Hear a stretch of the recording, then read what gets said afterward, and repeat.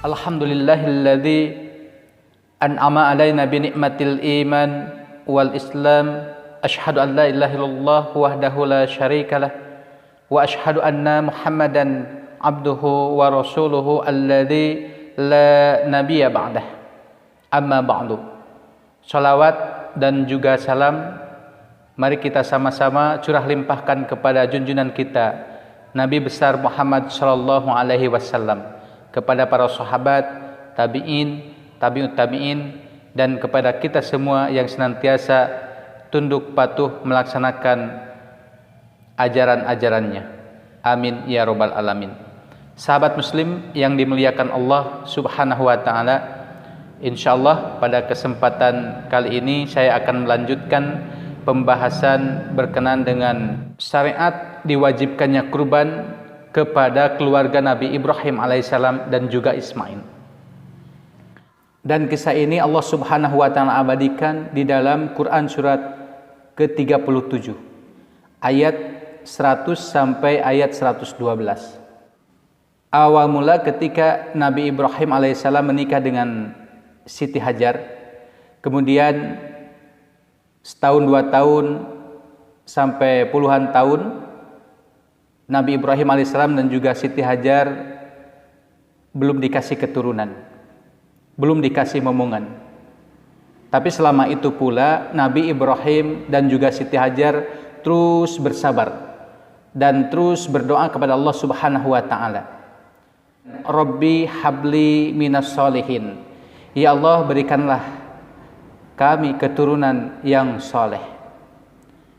Sahabat muslim, dan ini pun menjadi pelajaran bagi kita semua dan bagi Anda yang selama ini belum dikasih momongan oleh Allah subhanahu wa ta'ala.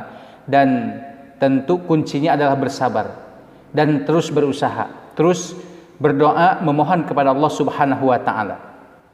InsyaAllah tidak ada yang mustahil bagi Allah subhanahu wa ta'ala. Kemudian selama bersabar dan berdoa, terus berdoa kepada Allah subhanahu wa ta'ala, Nabi Ibrahim dan Siti Hajar, maka Allah subhanahu wa ta'ala memberikan kabar gembira. Fabasyarnahu bigulamin halim. Allah subhanahu wa ta'ala memberikan kabar gembira kepada Nabi Ibrahim dan juga istrinya Siti Hajar akan diberi momongan. Subhanallah, begitu bahagia Nabi Ibrahim dan juga istrinya Siti Hajar ketika Allah subhanahu wa ta'ala memberikan kabar gembira ini. Sahabat muslim yang dimuliakan Allah subhanahu wa ta'ala, kemudian setelah Nabi Ismail lahir, Allah subhanahu wa ta'ala menguji Nabi Ibrahim supaya anaknya dan juga istrinya yang ia cintai, Siti Hajar, harus ditempatkan di tempat yang sangat gersang, tidak ada makanan, tidak ada minuman, tidak ada tempat tinggal. Tapi subhanallah, Siti Hajar bersabar karena yakin ini adalah perintah Allah subhanahu wa ta'ala. Nabi Ibrahim pun sama, sangat sabar. Pada akhirnya ketika sudah lama kemudian Nabi Ibrahim bisa bertemu lagi, bisa bersenda gurau lagi dengan anaknya Ismail alaihissalam.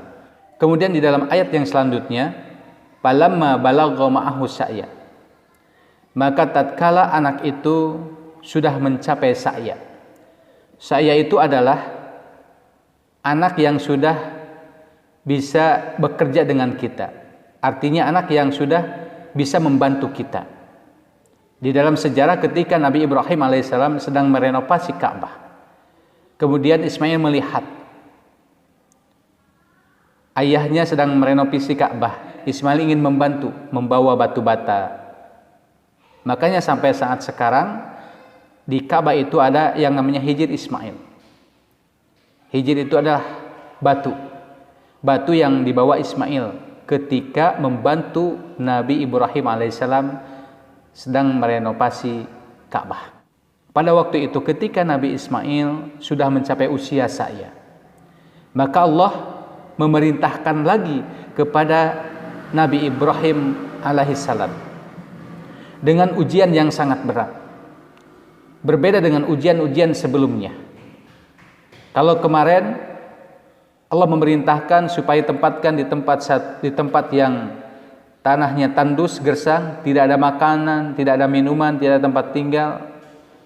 Dia percaya Allah akan melindungi dia. Dia tenang karena Ismail bersama ibunya Siti Hajar. Tapi sekarang Allah Subhanahu wa Ta'ala memerintahkan yang lain, yaitu Ismail harus disembelih.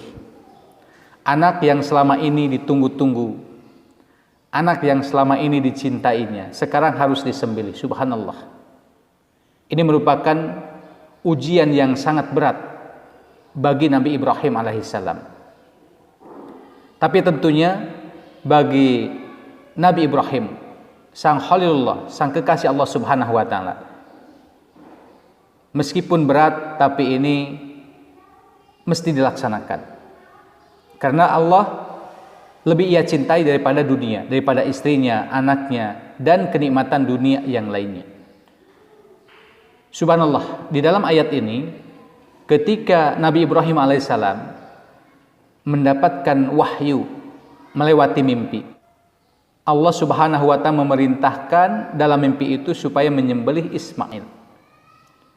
Menyampaikan Ibrahim kepada Ismail, subhanallah, dengan bahasa yang sangat bagus. Ya bunayya inni ara fil manam. Wahai anakku, sesungguhnya ayahanda bermimpi. Anni adzbahuka, bahwa di dalam mimpi itu ayahanda harus menyembelih kamu. Meskipun dia tahu bahwa ini adalah perintah, dan setiap mimpi itu adalah wahyu bagi seorang nabi. Lantas beliau tidak langsung bertindak.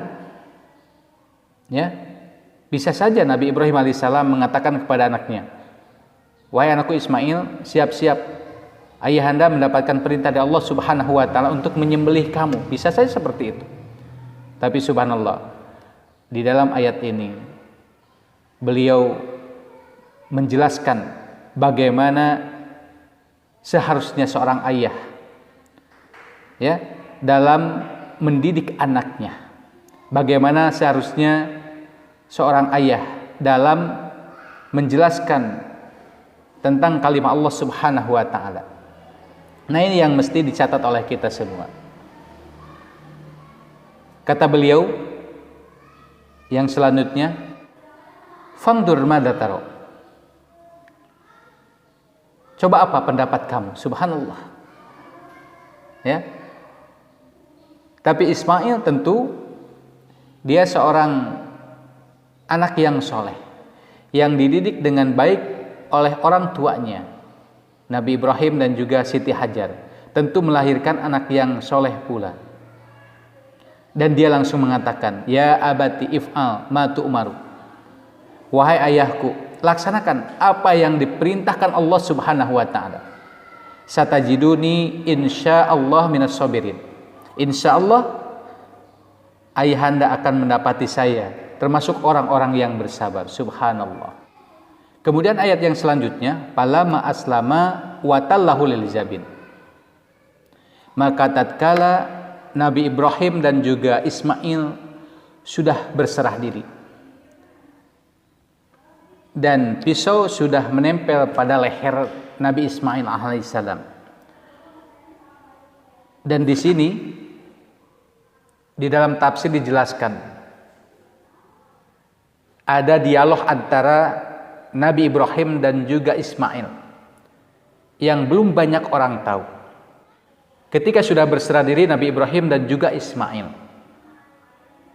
maka Ismail berkata kepada ayahnya,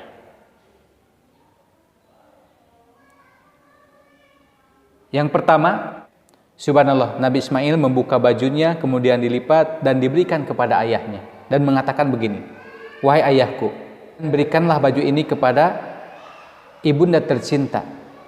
Jangan sampai pakaian ini terkena bercikan darah, yang nantinya ibu sangat gelisah dan juga khawatir. Kemudian yang kedua, ketika Nabi Ismail diikat dan ikatannya itu tidak kuat, longgar. Maka Ismail mengatakan kepada ayahnya, "Wahai ayahku, kuatkanlah ikatanku ini, supaya aku tidak meronta-ronta ketika disembelih." Subhanallah. Kemudian yang ketiga, "Wahai ayahku, tajamkanlah pisaunya, supaya ketika ayahanda menyembelih saya tidak merasa kesakitan." Subhanallah, ini dialog yang sangat dramatis pada waktu itu. Sampai tidak kuat Nabi Ibrahim alaihissalam mendengarkan kesolehan anaknya, kesabaran anaknya. Dan ini menjadi syariat di zaman sekarang ini, bahwa ketika kita menyembelih maka yang pertama harus diikat dengan sangat kuat. Kemudian yang kedua harus memakai pisau ataupun golok yang sangat tajam sehingga tidak menyakiti binatang tersebut.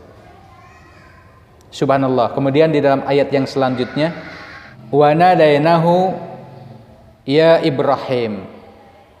Lalu aku panggil, "Wahai Ibrahim, qad sadaqtana ru'ya." Sungguh kamu sudah membenarkan mimpi itu. "Inna kadzalika najil muhsinin." Sungguh demikianlah kami memberi balasan kepada orang-orang yang baik.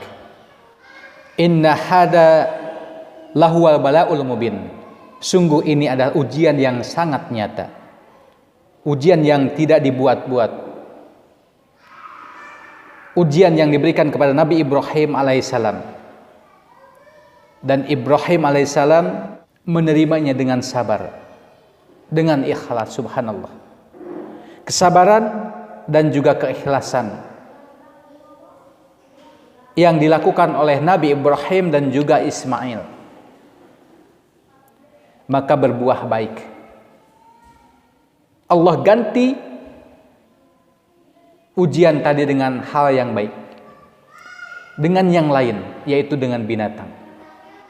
"Wa fadainahu bidibhin adib." Dan kami ganti Ismail itu dengan sembelihan yang sangat besar, dengan binatang yang sangat besar. Subhanallah. Sahabat muslim yang dimuliakan Allah Subhanahu wa taala, pelajaran yang kita bisa ambil dari kisah Nabi Ibrahim alaihissalam. Allah Subhanahu wa taala senantiasa menguji kita sebagai orang yang beriman. Untuk apa? Untuk meningkatkan derajat kita. Untuk apa? Untuk menguji keimanan kita. Seberapa besar iman kita kepada Allah Subhanahu wa taala. Dan subhanallah, ketika kita beriman kepada Allah Subhanahu wa taala dengan sebetul-betulnya beriman, ketika kita tawakal kepada Allah, menyerahkan diri semuanya kepada Allah Subhanahu wa taala, dan kita yakin bahwa apa yang diperintahkan Allah kepada kita, meskipun ini bertolak belakang dengan hati kita, dengan keinginan kita, tapi kita harus yakin bahwa dengan ujian itu kita akan mendapatkan sesuatu yang lebih. Allah menyiapkan sesuatu kebaikan yang lebih kepada kita semua. Buktinya Nabi Ibrahim alaihissalam diuji dengan berbagai macam ujian, dia bersabar, dia ikhlas dalam menjalankannya. Akhirnya dia mendapatkan derajat yang tinggi di sisi Allah Subhanahu wa taala, Khalilullah, orang yang sangat dicintai oleh Allah Subhanahu wa taala. Dan kisahnya Allah abadikan di dalam Al-Qur'an supaya kaum muslimin semuanya mendapatkan pelajaran yang berharga, pelajaran yang baik dari kisah tersebut. Mudah-mudahan kita termasuk orang yang bersabar dan berserah diri kepada Allah Subhanahu wa taala. Billahi taufiq wal hidayah wal afu minkum. Wassalamualaikum warahmatullahi wabarakatuh.